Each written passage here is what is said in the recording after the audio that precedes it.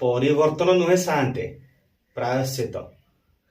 ଲୋକେ କିଏ କଣ କହିଲେ କହିବ, ହେଲେ ମୁଁ କହିବି ପ୍ରାୟଶ୍ଚିତ। ଲୋକଙ୍କ ପାଇଁ ବହୁତ ଖଟିଛି, ଏମିତି କେତେ ପଇସା ଆଣି ଅଣ୍ଟିରେ ଖସିଛି। ସେତେବେଳେ ଭାରି ଖାତିର ଥିଲା ମୋର। ଅଣ୍ଟିରେ ପଇସା ନ ଖସିଲା ଯାଏଁ ମୋ ପାଟିରୁ ହରିବୋଲ ଡାକ ଶୁଭେନି। ହଁ, ବୁଝିଲେ ସାନ୍ତେ, ଆମ ଗାଁ ଶାସନର ଗୁରିଆ ମା ବୋହୂଟିକୁ ମୁଁ ଆଗରୁ କେବେ ଦେଖିନଥିଲି। ମଲା ପରେ ଯାହା ଟିକେ ଦେଖିବାକୁ ପାଇନି।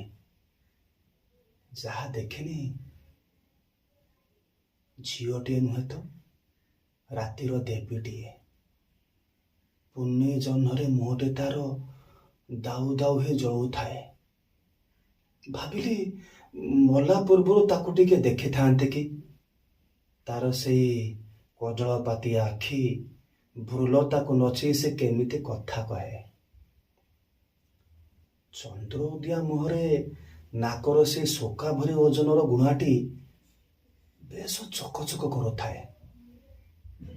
ଲୋକେ କେତେ କଣ ତା ନାଁରେ ମତେ କହିଥିଲେ। ହଁ,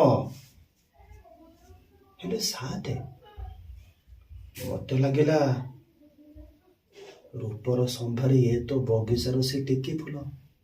ମଶାଣୀ ଭୂଇଁରେ ୟାର ସ୍ଥାନ କାହିଁ? ଯେତେ ଚେଷ୍ଟା କଲେ ବି ସେ ନଥ ଯାଏ ମୋର ହାତ ଗଲାନି। କିଏ ଯେମିତି ମତେ ପଛରୁ ଡାକି କହୁଛି, ତୁ କଣ ପାଖୁଡା ଛିଣ୍ଡେଇ ଫୁଲକୁ ନଷ୍ଟ କରିବାକୁ ଆସିଛୁ? ତୋର ସେ ପଙ୍କୁଆ ହାତ ବାଜିଲେ ସେ ମଳିନ ପଡିଯିବନି?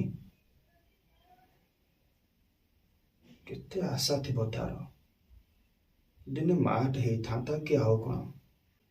ହେଲେ ଆଜି ସେ ଲଙ୍ଗଳା ମଶାଣୀ ଭୂଇଁରେ ଅଫୁଟାଇ ରହିଗଲା। ଆମର ଅନ୍ୟ ମାଲ ଭାଇ ତାକୁ ବୁଝିପାରି ନାହାନ୍ତି, କିନ୍ତୁ ମୋରି ଅପାଠୁଆ ମନଟି ତାକୁ ଠିକ ବୁଝିପାରିଛି।